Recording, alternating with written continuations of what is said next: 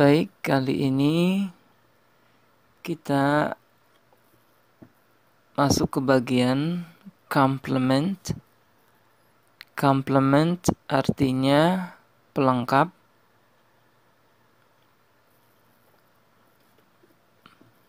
Complement di sini, pelengkap di sini ada 4 bagian ya.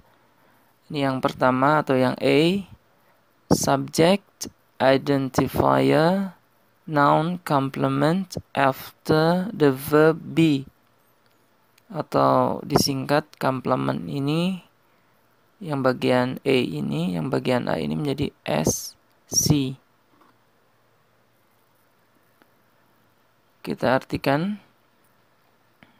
Saya mulai dari subject, identifier, noun, complement. Saya artikan dari belakang dulu. Noun complement. Noun artinya kata benda, complement pelengkap. Noun complement kita artikan dari belakang. Jadi noun complement artinya pelengkap kata benda. Atau kata benda bisa juga arti yang lainnya yaitu nomina. Pelengkap nomina atau pelengkap kata benda. Kemudian ada dash ya. Subject identifier. Subject identifier kita artikan dari belakang dulu.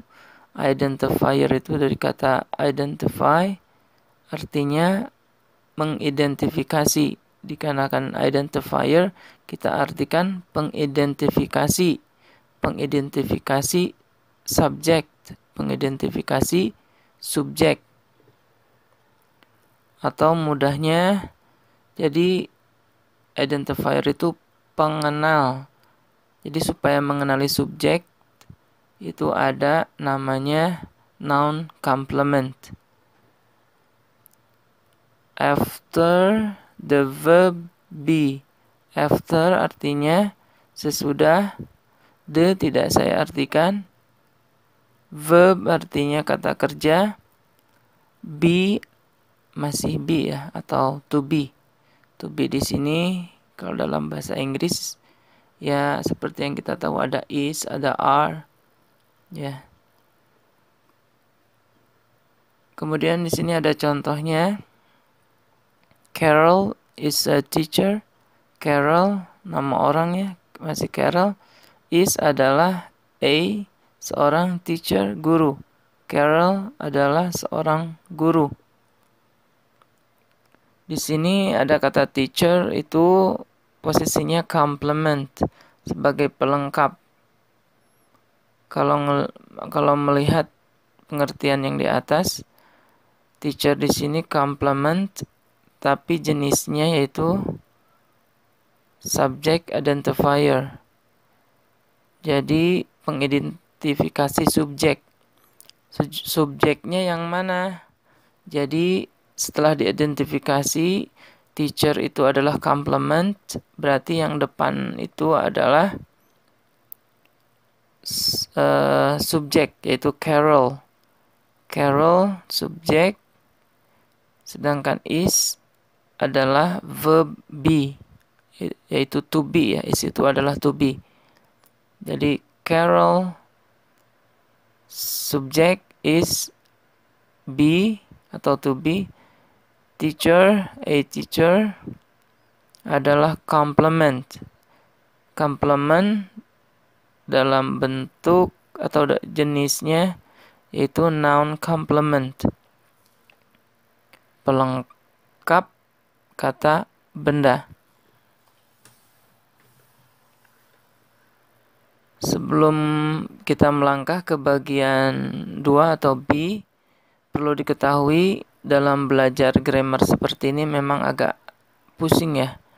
Karena ini tentang jabatan sebuah kata dalam kalimat. Namun supaya memudahkan bisa kita cari searching saja mana-mana yang belum kita pahami, gali terus informasi di internet. Karena ini erat kaitannya dengan pelajaran bahasa Indonesia juga. Jadi apabila pelajaran bahasa Indonesianya agak lemah, itu perlu diperkuat lagi. Melangkah ke bagian 2 yang B, subject, modifier, adjective, complement after the verb be and other linking verbs.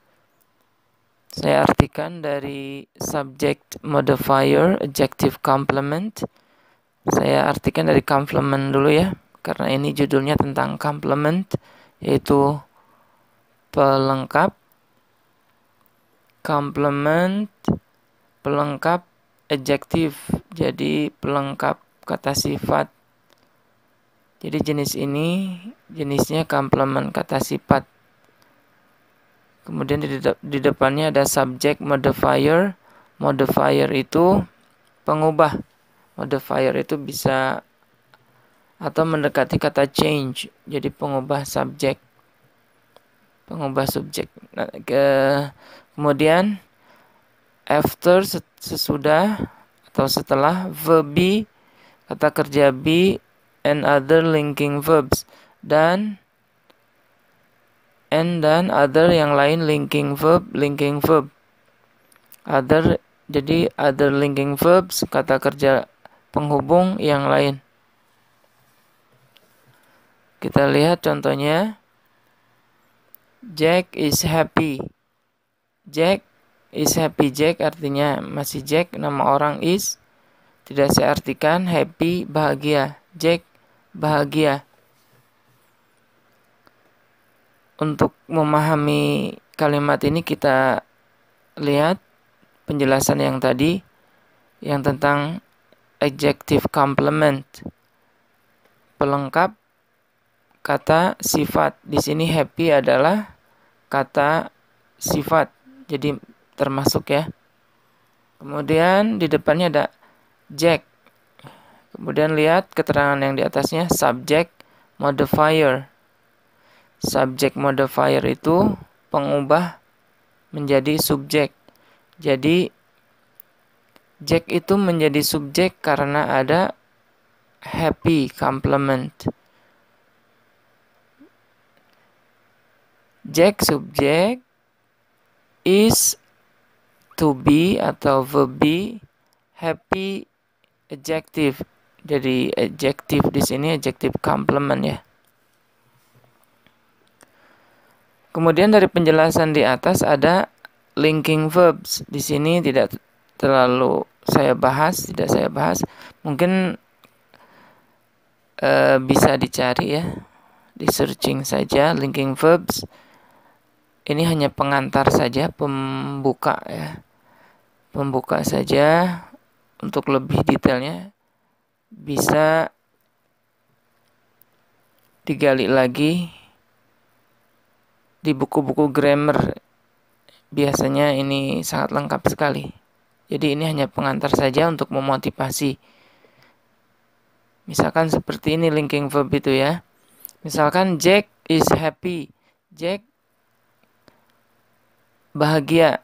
Misalkan saya mau memasukkan linking verb di sini. Misalkan kata merasa. Jack merasa bahagia. Berarti Jack feels happy. Jadi is di sini diganti dengan linking verb yaitu feels. Feels merasakan atau merasa bahagia. Ke bagian 3 atau C, object, identifier, noun, complement. Saya artikan dari complement dulu ya.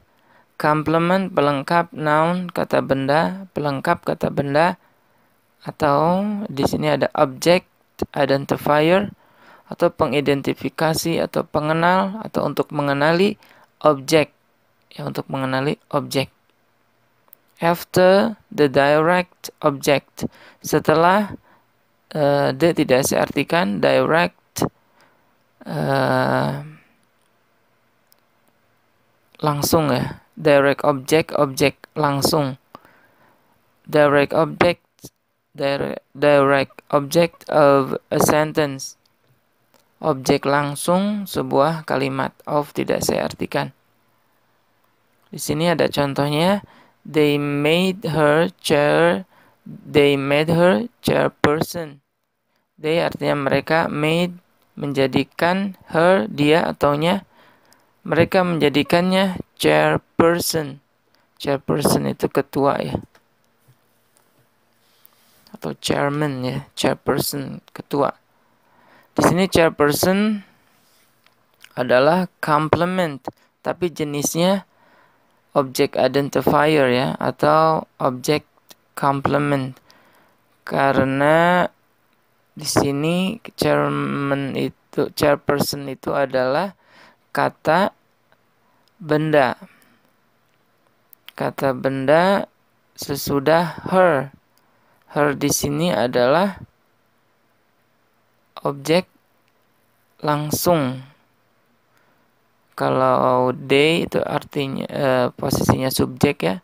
Made itu kata kerja, verb. Her objek ya, objek langsung. Chairperson itu pelengkap. Melangkah ke bagian 4. Object, modifier, adjective, complement. Pelengkap kata sifat ya. Jadi pelengkap di sini jenisnya dari kata sifat. Kemudian object modifier, pengubah atau mengubah menjadi object. Jadi pengubah objek. After the direct object, setelah objek langsung. Di sini ada contohnya. Her gift made me happy. Her gift, her dia, gift hadiah. Hadiahnya her gift. Hadiahnya made membuat me saya happy. Membuat saya bahagia atau senang.